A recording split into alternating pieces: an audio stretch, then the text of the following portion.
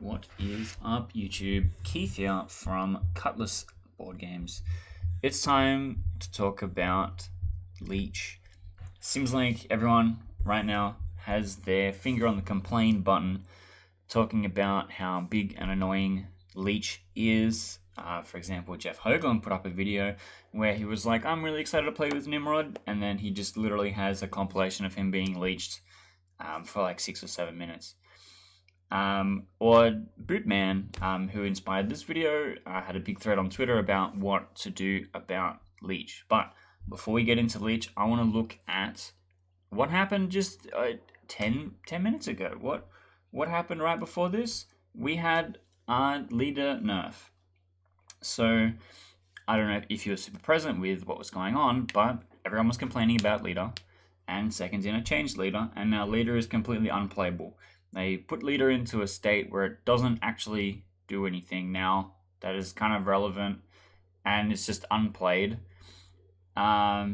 which kind of isn't really what you want out of this kind of a solution. Sure, people aren't complaining about it anymore, but it just does nothing. It doesn't solve the problem that why the card existed in the first place. And the other thing is that a lot of the community suggestions on how to change the card, I guarantee you none of them was make it have 7 power.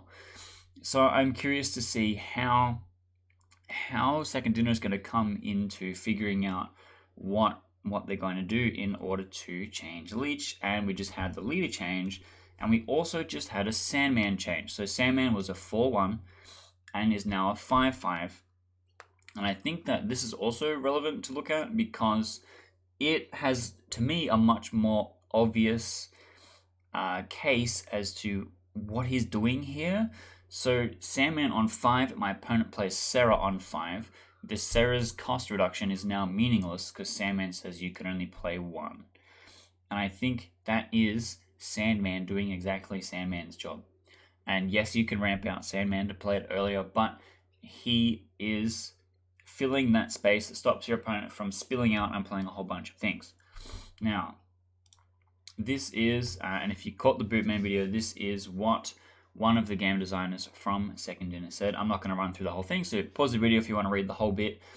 But the key part that I want to run through here is the release valves philosophy that they have. So Leech is a card that is supposed to offer players a clean answer to decks trying to pack all their power in at the last minute, such as Silver Surfer or Deathwave decks. Now, Silver Surfer's kind of dropped off the face of the planet since it got nerfed also to have much less power, so it's not as huge and impactful and not as widely played. Or Deathwave decks. Now, Destroy hasn't really been touched all that much when it comes to the balance changes. So we have the Deathwave decks. Now, what Deathwave is trying to do and what Silver Surfer kind of tries to do is play a couple of things in the last turn. Deathwave does it by playing Wave and then playing Death and one other card, while you're limited to playing only one card. And Silver Surfer goes, if I have something like Sarah down, I get to play 3 things that cost 3, and then Silver Surfer boosts them all. You're like, okay, what stops my opponent from dumping a whole bunch of stuff on the last turn? Oh, shock, Sandman, the thing that we literally just put in that design space. So what is Leech supposed to be doing here? Not only that, but like Sandman is symmetrical, right? Sandman says I have to play by Sandman's rules as well. What does Leech do? It just says my opponent has a bad time. Or if I get hit by Leech, just all of my stuff does nothing. Now I'm a player that I'm a Bast player, right? So pretty much all the cards in my deck have 3 or less power. I get hit by Leech, I fold. I have no way of interacting with the game anymore. Now, what design space is Leech supposed to occupy that Sandman doesn't already? Well, we could move it more towards something like this. On reveal, remove the abilities from all cards in your opponent's hand that cost 0 or have 0 power. Now, specifying Leech to have a more specific target than everything, a more specific target to solve problems against really specific things, right? So, for example, this now deals with Death Wave because it can hit Death if its cost is 0. It can hit She-Hulk if its cost is 0. You can deal with sort of what they were just trying to describe to us, right? So I've got a quick list of some of the bigger offenders in this category. So we've got Arnim Zola and Taskmaster. So wait a minute, what's that? Suddenly Leech takes out 2 cards out of the Shuri deck that is everyone's big and complaining about. That seems good, right? And Leech doesn't suddenly remove the downsides from cards like Typhoid Mary and Red Skull, which helps the deck. That seems good, right? We've got She-Hulk there, we've got Death that we mentioned already, but it also hits Null, so it's going to hit a card in the Galactus deck. Isn't that also something big and scary people complaining about? It hits Darkhawk, and it also hits all of the 0-cost cards that Mr. Negative draws. So in the Mr. Negative deck, when he goes, okay, Mr. Negative on 3, which is really consistent now, and then on the final turn, I'm going to go Iron Man, copy Iron Man with Mystique, or if you're playing the Jane Foster version of the deck, I'm playing 7 cards that cost 0. If you go Jane Foster, draw my entire deck, and I go Leech, all the cards in your hand do nothing, you're like, well, you got me. But that's because you're playing the exact thing that this version of Leech is trying to beat. Not just Leech hitting everyone's everything.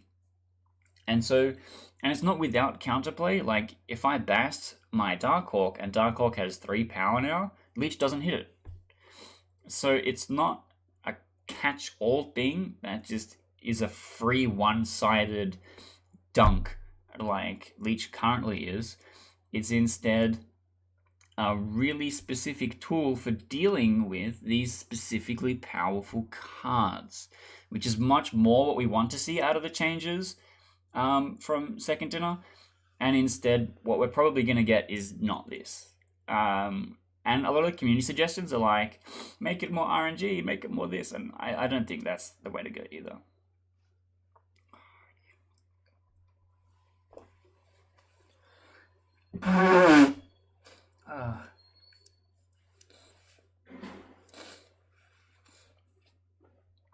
Oh.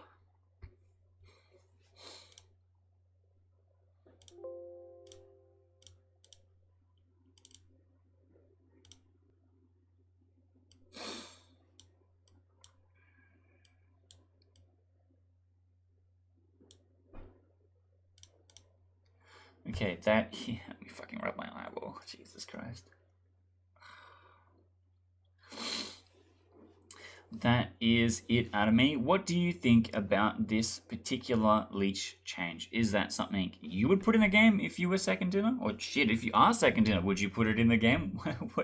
What do you think about this? What kind of Leech change would you make?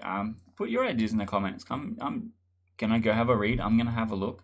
Maybe tell you why you're wrong. Maybe agree, and we'll find a new interesting way of seeing what kind of space Leech could occupy. I am always interested in stuff like that. I do make a lot of other Marvel Snap content, so if you want to click some of these boxes up here, I've got a lot of other Marvel Snap content that is like this, where we talk about the kind of the design space of the game and what kind of things that Second Dinner could be looking at or doing, which I think is worth checking out. And hit that like and subscribe buttons. Hit all the buttons. Just click everything. Click everything on your screen right now. Just click it all, because it does help out the channel quite a lot. And Shang-Chi should be symmetrical, and I hope to see you next time.